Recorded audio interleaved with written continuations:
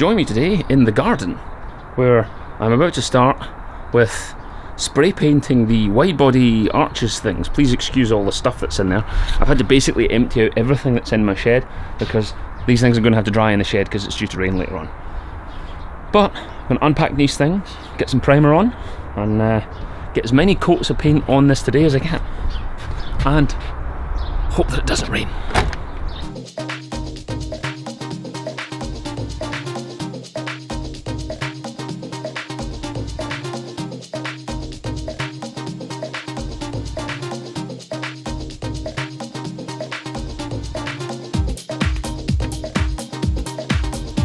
Well, that's the first coat done. The sun is out, that will help dry off the paint. Yes, it's 9:30 AM and I'm drinking. Stay in school, kids, work hard, and then one day you'll be able to do whatever the f*** you want.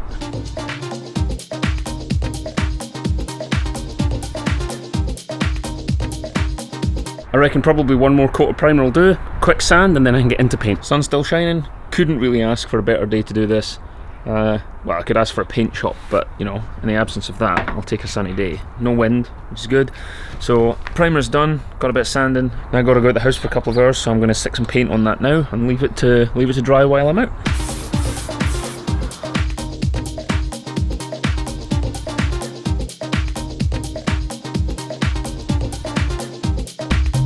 Now you probably won't be able to see on the camera, but that paint was going on real thick. The first couple of sprays went out like a jet, so I just stopped, mixed it a bit more. It is going on really speckly, so I'll have to put it on thick and then sand it flat, because otherwise that's going to look like shit. So you're just never going to get a full, you know, high quality paint finish off rattle cans, but this is a drift car and we just need it to be the same colour, have it glossed, and be able to get some lacquer on so we can polish it up. That is an entire can of paint on the first coat. What you got to do is, if you catch the light, you can see which parts of the paint have, which there's a little bit here, you can see like it's still wet, where the paint is on thicker, and you can use that to determine where to spray some extra. To make sure you don't get too many runs, because runs are the real enemy, because you've got to sand back and almost start again. I'm not too bothered about little flies and bits of dust in there, just going to sand it out anyway. And also I don't have a paint shop, so there's nothing I can do.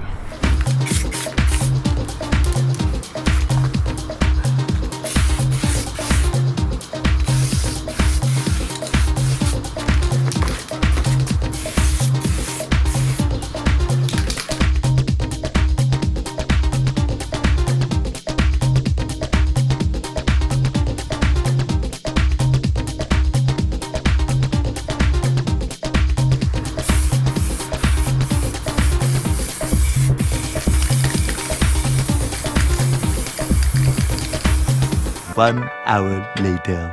Right, progress update. That is an entire can, and the coverage is pretty good. I'm going to try not to bash it off anything, but that's one can per panel. Just got to be careful while handling these because the paint could crack because it's fiberglass, it's slightly flexible. But again, for one rattle can per panel, that's pretty impressive. So I'm going to put more on, but I won't time lapse that. I'll just show you once I'm done. It's great that these ABW panels come with so much cardboard. It's like having your own ready-made spray booth. Let's do some more. A little longer than a few minutes later. It is now 3:20. In less than a day, we've gone from gel coat to primer to paint. In less than a day, all done outside on a dry day, but from rattle cans, I think we can call that respectable. Now, that will need lacquered and sanded, but there's no runs. I've managed to get my edges. I've even done all the tabs, which you won't see. Now the surface isn't perfect, there's lots of orange peel, so it'll need sanding done. But for a job in the garden, for a drift car, I think that's alright. Just need to get some lacquer on it now, because Big Dave wants to fit these tomorrow morning. That's a challenge. That means tomorrow's plasma cutting day. That'll be interesting. the next is to go with this Pro Clear stuff. This is horrible toxic gear, so I'm going to put my face mask on for this, and I'll do the driest of the two panels. I'll lacquer that first. Now I have a brand new, clean, dry microfiber. That is what I'm going to use to just tack off any dust.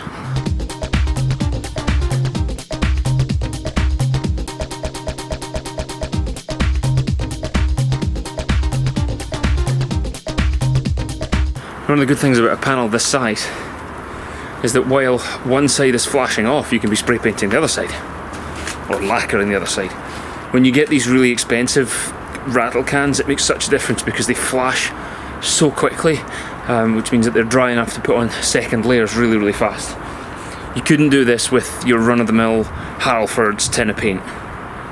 Find a paint supplier, buy the good stuff.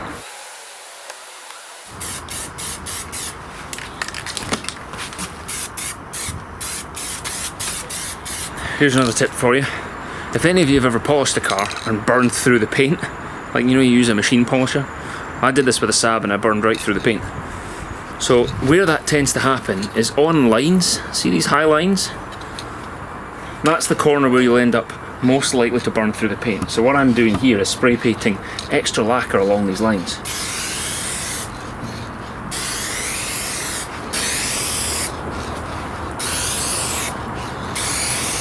The idea there is that the high points are a bit more protected.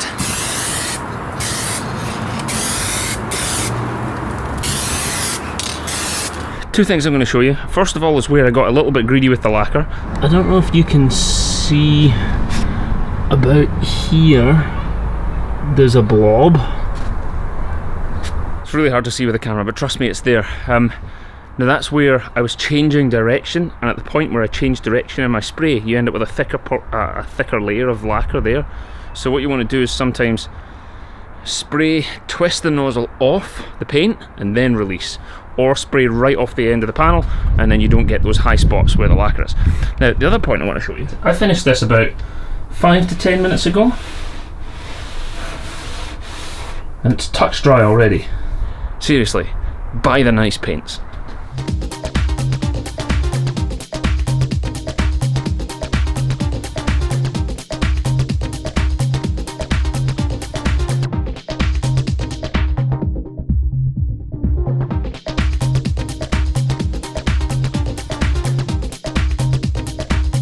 Another thing I've just remembered, if you're wearing one of these, they drip condensation out the front. So don't lean over the top of your panel, because I don't think you'll be able to see in there, but trust me, there's condensation inside it from where you've been breathing. So don't lean over your panel or you could drip horrible saliva onto it.